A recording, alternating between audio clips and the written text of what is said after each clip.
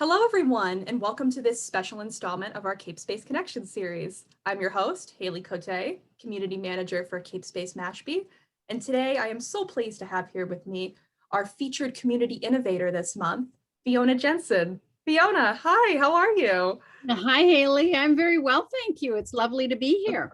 Yeah, so lovely to virtually meet you. I hope to meet you someday in person. Yeah, me too. Me too. Hopefully, and not too soon, not too far out in the future. So, yeah. Absolutely. So Fiona is the founder of Calmer Choice. And, I've been dying to interview you, Fiona, and learn more about the organization. I think it's really incredible what you're doing. So to start, can you kind of give me the backstory of how Calmer Choice came to be? What inspired you? Yeah, for sure. So Calmer Choice actually started as a nonprofit in 2010, but really its startings were in 2009.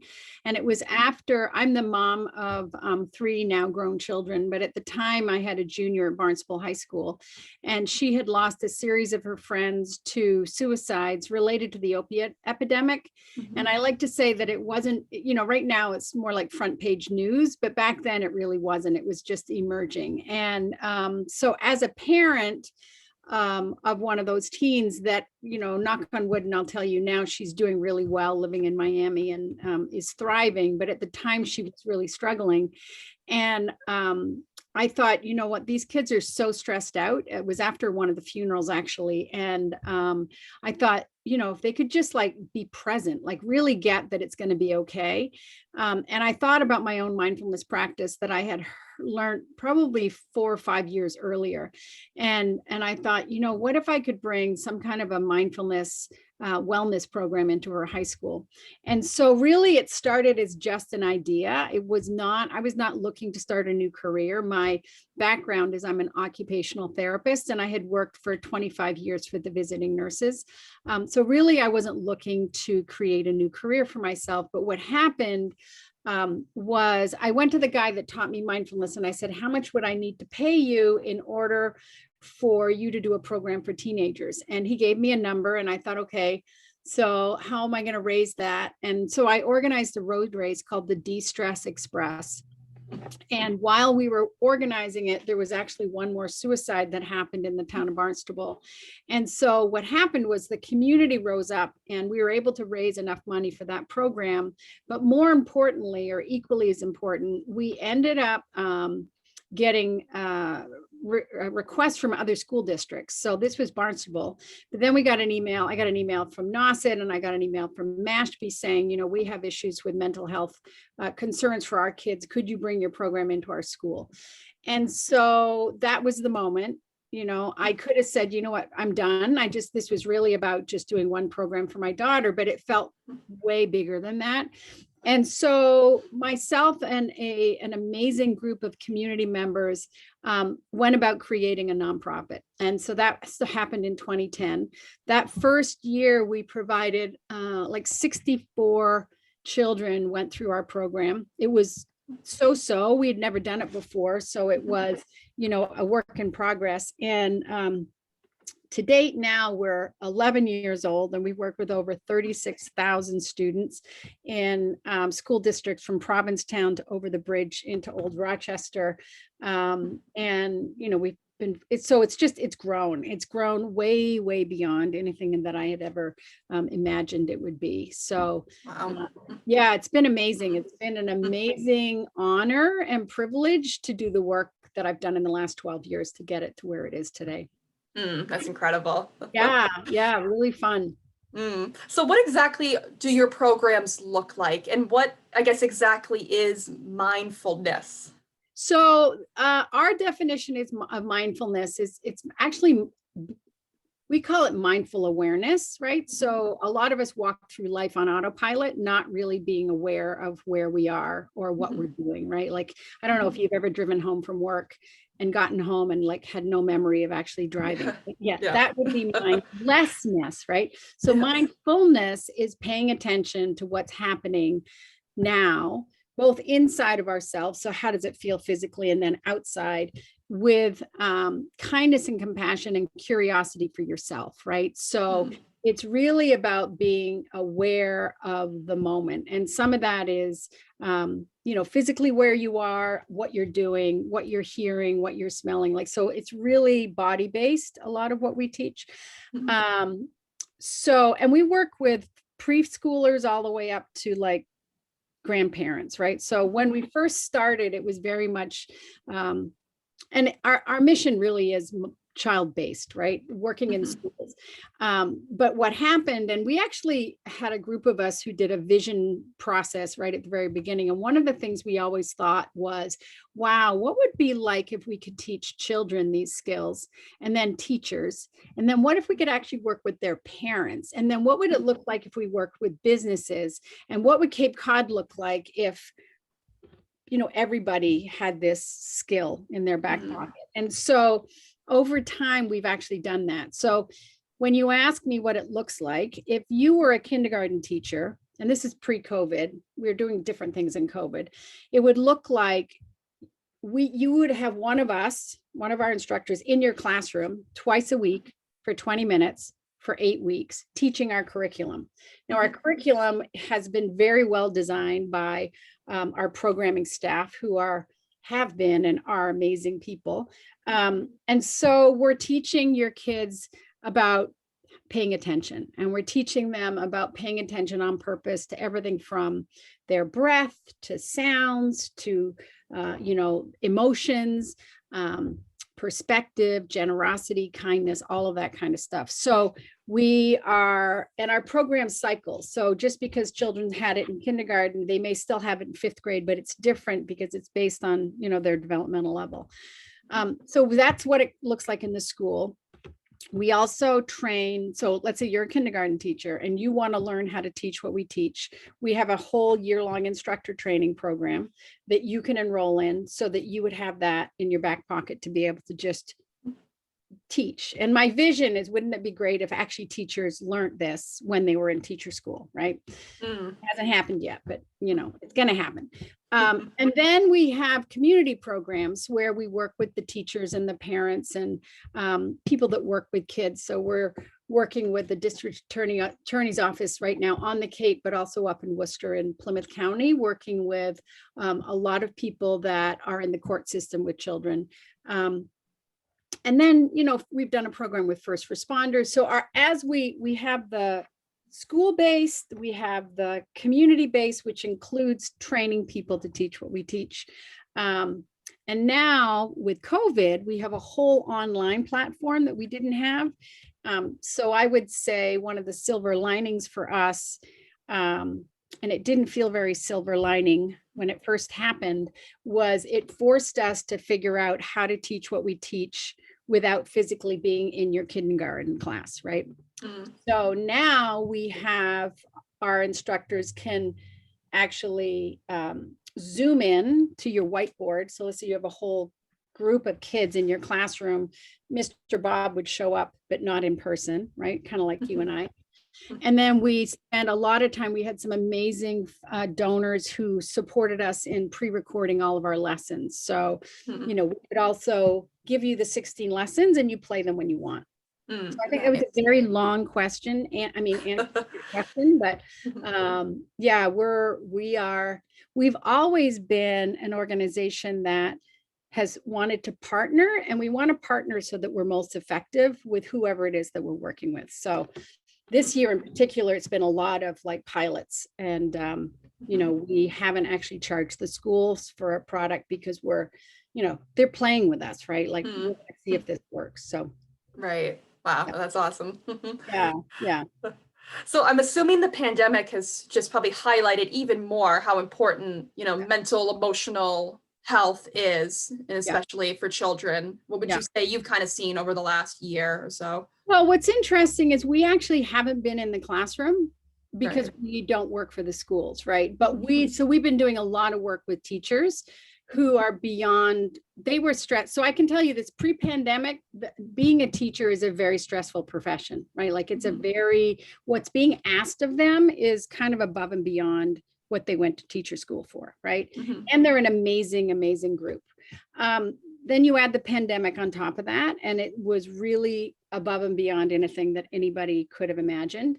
And so what we know is stressed out teachers create potentially stressed out classrooms because of their own stress level. So we went very much to work with creating more and more programs for teachers so that we could support them in doing what they were doing. What we're hearing is that the kids are actually more resilient than you realize. You know, kids are going, they're masking, they're used to it now. They're much happier.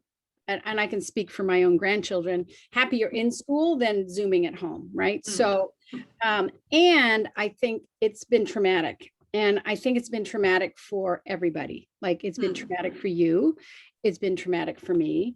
It's been traumatic for your parents. It's been traumatic for kids. Like it's just, the world has gone through a level of trauma that is unprecedented, right? So what we are beginning to understand and realize is that if you were not traumatized prior to the pandemic, you now have at least one trauma that you've walked through. And what we know about trauma is where trauma lives is in your body. And what mindfulness or mindful awareness does is it helps us to process that trauma. So we expect that the kids will have learned, they will have learned stuff this year that we were not expecting them to learn, just like Calmer Choice and just like CapeSpace, right? Like you pivot, kids are resilient, human beings are resilient, and it's been traumatic. So, you know, what we do know is we spent the first half of the year, number one, allowing schools to land on their feet and figure it out, right? Like they were not ready for us. Even if we had been ready in October, they needed to figure out what they were doing. But after February vacation, after we had created all of this online content, the schools were ready. Like they knew that they needed to add this. A lot of them did. And so now we're back to working with hundreds of children again, but we've just started. So, you know, and that's just going to continue. It'll continue through the summer and then into the fall. And now we have, of course, programming that could be in person for your kindergarten class, or we could be virtual. And we're going to know by the fall, like what schools are looking for. So, but it's, you know, to answer your question, I mean, it's been hard on kids and especially for kids that are, I guess either, right? Like there's some Cape Cod kids that were fortunate to be able to go back to school in October. And then there were the hybrid kids, you know, partly in school and partly not in school. And then there were parents who opted just to have their children virtual. So, you know, we'll see. Time will tell. Time will tell. Yeah. Right. So kind of looking ahead to the future, what is kind of the future look like for Calmer Choice? So it's actually super exciting. So one of the things I will tell you, and most people probably know this, is I announced my retirement this year, and which is super exciting. Number one, because the organization got incredible stability to it right now, even with the pandemic. We have an amazing leadership team, and it felt like, you know what, this is a good time. It's time for the organization to kind of shift into new leadership. So that's super exciting for the organization and exciting for me because I'm going to be traveling for 6 months in my van with my husband. So, so that, you know, internally, we are rebuilding ourselves as an organization. And that includes leadership change, which is my leaving and somebody else coming in. As far as, you know, where we're going in the future, my vision is in the fall, we're going to be able to offer a lot of different programs. So we're going to continue. I think our online versions will still exist. And one of the things that I know for years, we've had people emailing us from other parts of the country, from other countries actually saying, you know, we found you online and could you bring Calmer Choice to Nova Scotia? And in the past, it was like, wow, that's really like, I'm honored. And no, we can't bring it to Nova Scotia. Now we could actually bring it to Nova Scotia. It would be a little different than having Mr. Bob in your classroom, but we could do that. So I think our online platform is going to grow. You know, over this last year, our teacher program, you can now get graduate credit for. So we're going to grow that arm, right? So that we we can teach more teachers around the country to do what we do and to have their own mindful awareness practice. And I imagine we're going to go back to face-to-face groups, right? So what we found is with children in particular, they really need like more, like a Zoom program for kids at home didn't work very well, right? I mean, the poor kids were zoomed out. Worked really well for adults, but not so much for children. So I see us going back to face in schools. I see us going back. We have a beautiful office in South Yarmouth that we've opted to stay in, and we moved there actually on March 13th last year, which was really, oh my gosh, poor timing. We were unpacking as Charlie Baker was closing down the country. oh my goodness. But anyway, it's a beautiful space because there's great space for groups. So we're going to continue to offer our groups online, but also in person. I see that, and then because of Zoom, we're going to be able to really expand to other parts of the country, which is super exciting. Oh my gosh, yeah, well, that's all wonderful. Yeah. And not, the funny thing is I talked to you when you asked me at the beginning about where it came from, like never in a million years would I have imagined that, right? Like ever that's where it would be. But I think what it speaks to is that the world, is looking like there's mental health issues all globally, and so it's a privilege to be able to teach what we teach to other people so that they can teach it to children. Yeah, awesome. Yeah. So it's exciting.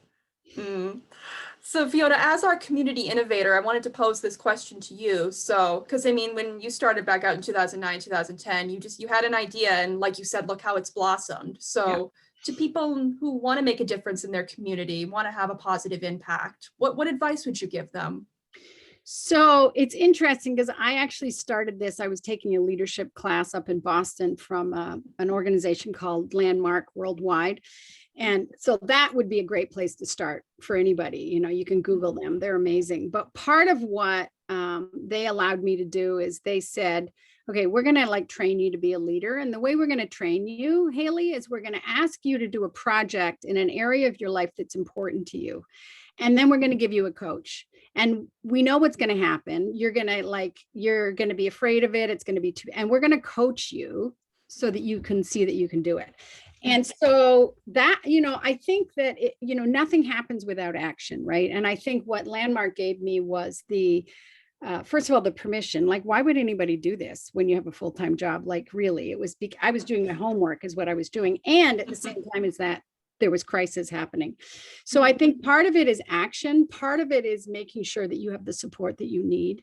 And that I actually got from the Landmark folks. And then, I've always said, you just throw your keys over the fence, right? So when I'd never organized a race before, and I'll never forget, I was going into Hanlon's because that's where I was going to get the numbers. And as I was walking in the door, I thought, who the hell am I to ask Kevin for numbers? Like, I was so afraid to ask him for numbers, right? Like in retrospect now, I'm like, I can't believe I was so afraid. I was terrified. But it was because I had already planned it. And so I knew October 17th was the race and I needed to get numbers and I couldn't undo the race. So I had to keep moving. Right. So for me, that's how it started. It was like, okay, I'm going to do this race and I'm going to raise this money. I have no idea how to do either, but now I have a flyer and people are going to come to this. So now what are the action steps that I need to take? So it's really about being in action and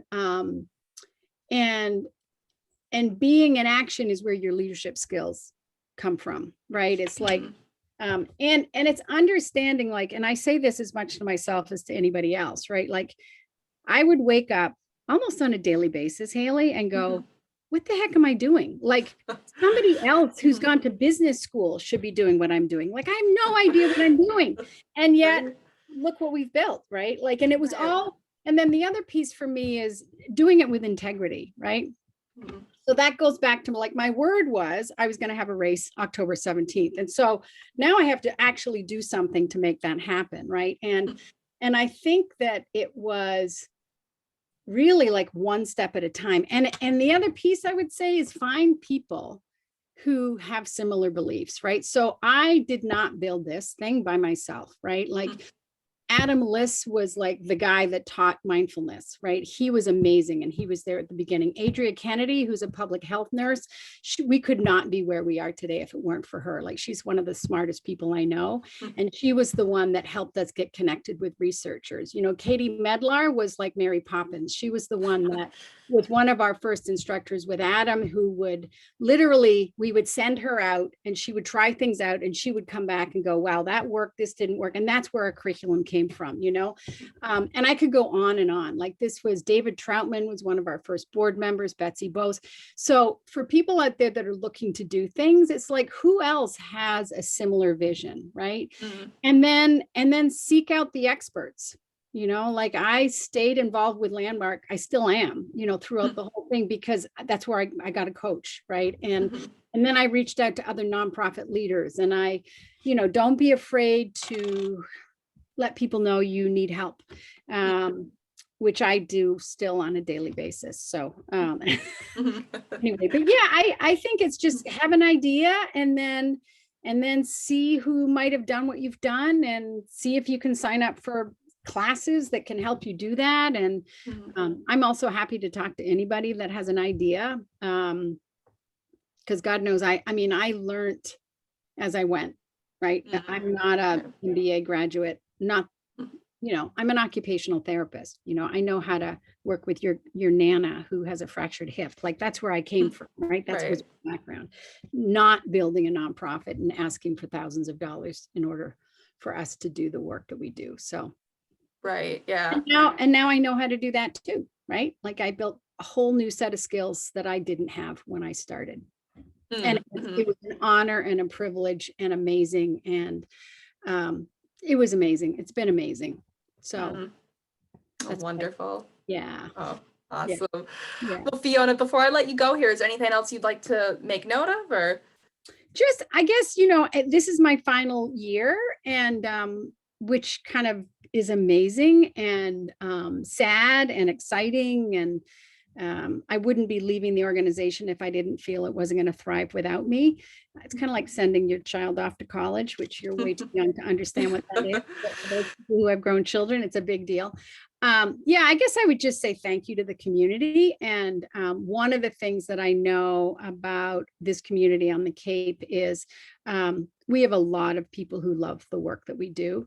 And that's awesome. And, you know, a lot of that is because a lot of the work that we do has been impactful, and we've done a lot of what we've done, you know, with integrity. And so, yeah, just, you know, thank you. And thanks for this opportunity. And yeah, it's been amazing. So yeah, thanks, Haley. Yes. Well, thank you, Fiona. This has been an absolute pleasure.